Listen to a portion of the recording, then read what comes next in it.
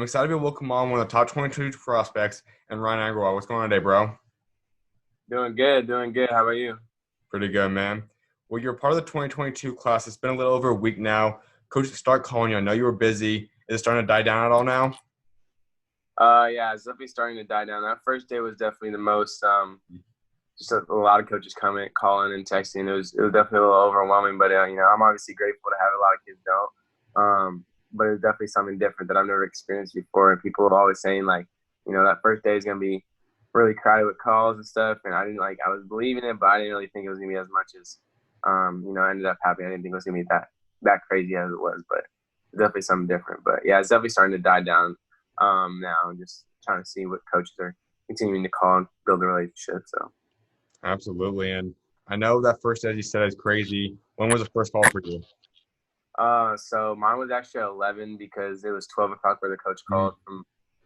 So it was actually 11 that night on June 14th for me at 11, but I guess it was 12 where they were at. So And yeah. who was it? It was Denver. Okay. Denver coach was on the West Coast. He was somewhere else where it was 12 o'clock, so he was able to call me. But yeah, it was. I was so surprised it was already. So. Did you get any sleep that night? I slept definitely later than I usually do. I slept, I don't know, like 1 or 2 because I had to go to work out in the morning, but I slept pretty late just to see because I didn't really want to miss any calls or anything. But kind of when it was getting later, I was like, okay, I don't think any coach should call me. But I woke up pretty early for the workout and then just kind of stayed close to my phone the whole day. Just try and hope I don't miss any calls or texts or anything like that. The offers are include Rice, Brain, Denver, SMU, Texas Arlington, one of the newest ones. A lot of schools also showing a lot of interest in you, but in terms of the schools already offered you, what do you like about those programs? I definitely like how they like shooters the way they play. Definitely the campuses, the fans. Talking to coaches, building your relationship with the coaches. They, most of them, all of them actually, have kept in touch with me after they've offered me. None of them just offered me and just left. They're calling me, assistants, head coaches calling me. So building that relationship is a big part of the deal. But also them like sending me virtual tours and anything so I can just look at the campuses.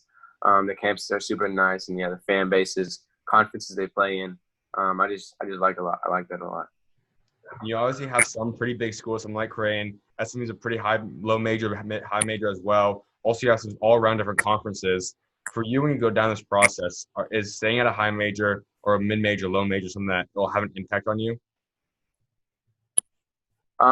I think it's just. I mean, obviously, if like the ideal would be a high major, but to me personally, like I think if it's a low major that fits me, like at school, the way they play, the coaches, everything, then I'm gonna go to that low major. If it's a mid major, even if I have high majors, but I like the mid major, the way they play, something like that, conference, whatever it may be, the way they play or something like that better, then I'm gonna go to whichever school fits me better. So obviously, like ideal situation would be playing a really nice school that I really like fit in at a high major, but to me, it's not like the end of the world if I play a mid major and low major. Like D1's D1.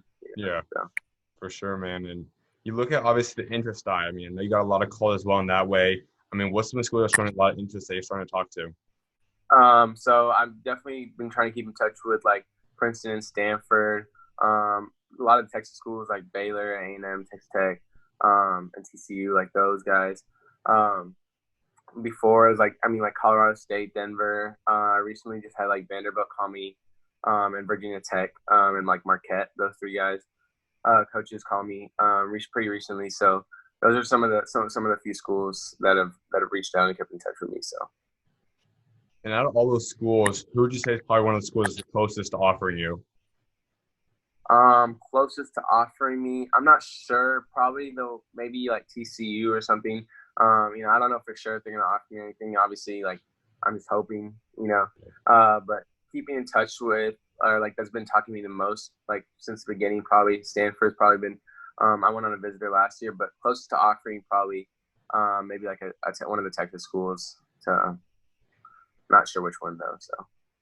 And you obviously are a Texas guy. You have a lot of options in terms of Texas schools. Would staying close to home, at least somewhere near home, have any impact when it comes time to commit? Yeah, me and my parents have had this discussion. Like, we don't see a problem with it at all. Like, of me leaving, going out of Texas or staying close. It's not a big deal at all for me, I mean, my parents, like I'm the last child of the family. They're even saying like they maybe want to like buy like a rental house or something wherever I go to school, just so they can come to the games. And so I know that's not a big factor at all. It's just based on the school I want to go to. Location isn't really a big deal. So. And one of those things I want to talk about is we know you have a high GPA, we know you value academics. Who kind of started establishing that in you to want kind of take pride in academics? I mean, definitely like my parents. My sister's like in medical school, and my brother had like a 4.0 all in like in college. So like it's like I got to carry that on. I'm probably not as smart as my brother and sister. I'm definitely trying to get as smart as them, but like just them being smart. I gotta like continue. I can't like just be the one like just because I'm playing basketball does not mean that I gotta give up on education. That's not an excuse. So definitely my parents just keeping me reliable. They don't really gotta check my grades, but they constantly just were like asking me like how's it going. So like I just don't want them to be thinking a lot like Ryan, you're about to fail this class or something like that. I don't want them to ever have to worry about that stuff. So. And one of the schools that have shown interest, I believe, is a lot of Ivy League schools, something like Harvard, as well as you said Stanford. When you Yeah. talk about possibly going to school that would be an upper class and the hardest schools to attend academic-wise, what would that be like? What kind of would it be like possibly going through basketball and still handling the academic side? That would be dope. That would be really cool. I know like a lot of those schools, if you take harder classes or stuff, they'll have tutors and stuff to help you out, especially if you're an athlete. So, I know I know like the coaches, especially if you have a good relationship with the coaches, they'll understand. Like, they'll, like, if you have certain like education stuff that you got to get to, they know they'll work their practices around it. They'll fit you in the way they need to fit you in. Like good coaches, like I was talking to someone the other day, good coaches will work their way around you and the rest of your team based and put practices and stuff based on what you guys have. So I know I can get it done if I pick my school wisely and build that good relationship with the coaches. But I think going to a high level school, having a good education on your side and having basketball on your side is a good thing, especially like after school too. So. Mm-hmm. And talking about something like Stanford is a team that has always kind of been in the Pac-12, a conference that was maybe one of the bottom out of the Power Five, but we see how the Pac-12 is developing right now. Some of most of the top players in the country go in Pac-12, including some guys at Stanford, like Esau Silva, obviously Zaire Williams. You see this kind of trend going there. What would it be like to be a part of that program? That'd be cool, playing with some of the top players. Getting the education in the basketball side of it. You see a lot of like you said, Zaire Williams, Issa, going there. It's just it's good to see like good, really really good players choose a different path than what most players choose. So that'd be definitely cool. Just to play with them, learn from them, see what they did to get there and everything, but play alongside them. That'd be really cool. So. And you've been talking to these coaches. What's the kind of player they kind of want you to be like by the time you get to their program? Definitely like a player that can guard all three positions defensively, rebound and offensively, be able to score all three positions. That's what a lot of coaches say they like so far, to see that I can, shoot the mid range and three and get to the basket. But so definitely shoot all three, and not be afraid to shoot. Mm-hmm. That's a thing. Shooters will come, and since they're a freshman or anything, they're afraid to shoot. They don't want to shoot because they're scared that the coach might take them out. But they say like, not to be afraid, not to look over your shoulder after every single shot, or any play you do. So definitely just having the confidence, and then defensively, obviously, being able to guard like the 1 through 4, 1 through 5. So. And all these offers, all this attention you've been getting recently has come during this quarantine time for the most part. After your big time year, what's it been like being stuck pretty much at home and getting all these offers coming in?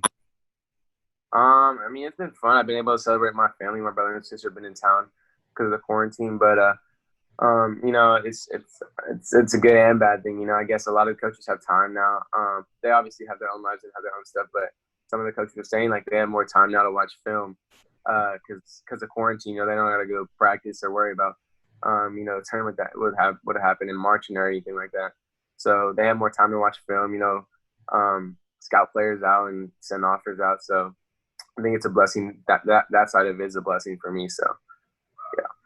And you've been able to like get some games again. What was that tournament like? What's it been like just stepping back on the basketball court again?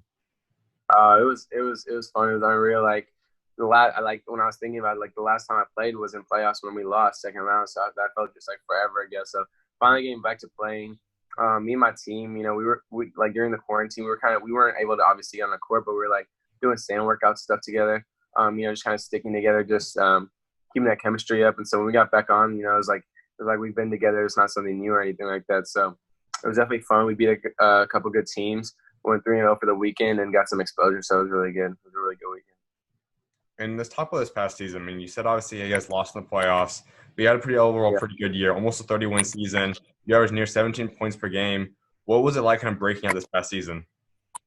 It was fun. I mean, last summer I tried to put as much work in that game, like 4 days in, and like waking up as early as I can, getting work in. So it's good for me to see that work actually does pay off. In the beginning you're like, if I really do all this, is it gonna happen? Nah, I really did that last summer. I realized, okay, it's actually working. So this summer is just gonna be like more and more and more work, hoping that it pays off more and more. Let's So. talk about your dynamic duo kind of guy, Anthony. I mean, obviously you guys have been together for a really long time, but let's go all the way back when you guys first met. How was that? How'd you guys meet? So I used to be on my old team, Texas Express, and he used to be on 3D.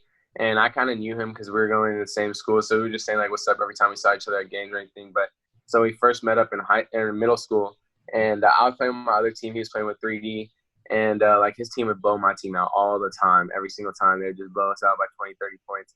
So seventh grade, my team was kind of like on the verge of kind of falling apart, kind of, but we were just like playing a couple last tournaments. So Anthony's mom told my mom and him like he told his mom like let's get Ryan to come train with 3D. So Coach Sean, I was really lucky that Coach Sean let me go work out with him without even playing for him. He just let me work out while I was playing with Texas Express, and so I got really lucky with him doing that. So I was working out with them, and then 3D ended up disbanding. Or my old team ended up disbanding and like just not playing together anymore. So I moved to 3D, and it was basically because of Anthony. He brought me over there, but I wasn't really that good at that point. So then we started getting to play with each other more, especially in high school when it came and I started playing on his team. Originally, when I moved to 3D, though, I was on the B team, but I think that was for the best thing for me because it kind of built my confidence up, realizing how 3D plays. Like, you don't got to look over your shoulder. It's a lot of freedom. Coach Sean wants you to shoot the ball rather than, like, let down an open shot or anything like that. So being on the B team kind of helped me. Then I moved to the elite team and then started playing with Anthony more because he was on the elite team originally. Mm-hmm. And then we played high school together. We're both on varsity as a freshman. And then this whole last year, and then ever since on 3D. So that's when I first met him, and then we just became like he's one of my best friends, brother. Like I pick him up all the time to practice, and we're always just chilling and vibing together. So, my bro. That's awesome, man. You guys have probably 2 more years now together. What do you guys want to achieve? What do you guys want to accomplish together in the next 2 years? I mean, definitely State's definitely one of the things we have. We have a couple players, other than me and him, that are pretty good on Capel this coming up year. So hopefully, that's one of our goals either this year or next year. But definitely make it Capel's curse is not making it past second round. So we got to get past second round for sure. But also like on the AU aspect of it, we just want to beat teams that everyone thinks are better than us. We just want people to show like we deserve a sponsorship. Like we're one of the teams. We've been so many sponsored teams, and I just don't think we're getting as much like recognition as 3D should be getting for being all these good teams. So I think just showing people like who we are, like the team that we are, high school and AAU is kind of our main goal. That's huge. And I mean, you guys obviously have a couple of different guys. Obviously, school you guys lost to this year has a great 2022 duo as well. When you look at all the duos in the state and you guys go up against them, where do you think you and Anthony rank up? I think definitely the top. I think the only other one that I know that's good is obviously Casey and Ryland, but I know we'd love to play them. I mean, their team went deeper in playoffs this year, but I think that'd be a fun matchup to see. That'd just be a fun matchup, a lot of hype around the game, but it'd be really fun. They're good, and I think we're good too. So I think it'd be a fun matchup. And for you personally now, I mean, as I said, you average almost 17 points per game, have really great stats all around. What's the next jump for you? What do you think you can go put up next season? I think for me, it's not just gonna be just about points next season. I think I gotta have a bigger role of like obviously like assists. I gotta be able to create for others, not just me scoring. So I mean, obviously points, I want to increase on that, but I think like assists, rebounds too, I need to get those up. Just everything over around other than just points. I need to increase too, but hopefully maybe I don't know, maybe I can average around 20 points next season. That'd be ideal. Without a doubt, man. And one of my last things before I let you go now is you obviously have a lot more high school left, but overall, both on and off the court, when you finally walk away from this game down the road, what do you want your legacy to be? What do you want to remember for what you accomplished as a player, both on and off the court? definitely. I mean, obviously, a student athlete would be dope, but just a player, I guess. Not there's not a lot of Indians that hoop, I guess you could say. So like one of the top Indians that ever come out of Texas, that'd be dope. Like just not for everyone to know, but like the Indian community, like they know who I am. That'd be cool. That'd be really cool. Kids talking about me, like saying that there's not a lot of Indians that go. Ryan Argwal is one of them. Know who I am. So that'd be cool. Just putting on for the city. So yeah, that's pretty much the main thing. That's awesome. And you just kind of touch up on that, man. I think we see guys, I mean, every year in the NBA, there's new guys from different countries all over the world. And having more diversity in the game of basketball as a general, what's it like seeing that? I mean, it's cool. Like, it's cool seeing everyone score, or like, I mean, a diverse culture in the NBA. I mean, I haven't seen like an Indian that's like played a lot. I've seen like two Yeah. like go in the league, but I think they went to the G League. So, I'd want to definitely be one of the ones that like obviously go play pro and actually play. Stay in the league. People know who I am. But seeing a diverse culture in the NBA is definitely something like that's different that hasn't been there in the past. But it's rising. It's rising. I don't want it just to be diverse, just to be diverse. It would be I want it to be like diverse because those diverse players are good. You know what I'm saying? So, like, there's no exceptions. Just because you're diverse does not mean you should be playing. It should be diverse because you're good, which is how it's been. So, seeing that increase is really dope. No doubt, man. Now, my last one before I let you go is you are a Texas player we talked about, and Texas obviously is now in the rankings of who's the best state in all of America. Where do you rank where do you rank Texas among everyone? Oh, definitely number one. Yeah, I don't see any competition. I mean, we got the best players. Every single high school, you look at like their top players, probably at 2022. Our class is amazing. Like, I think the last class that was probably competing with us was like Maxie's and Samuel Williamson's grade. Their grade was tough, but other than that, I think our grade's like the next up, like next one of their classes. Our whole class is just stacked. Every camp that's like all the top players. It's one of those camps that's it's just everyone's there. You know what I'm saying? So I think our state's definitely the one with the top players and definitely our grade too. Absolutely, man. Well, I definitely appreciate you taking time to come on, my guy. Can't wait to see what guys got next for you, bro. Yes, sir. Man, talk to you later, bro. God bless. Sir, you too. God bless.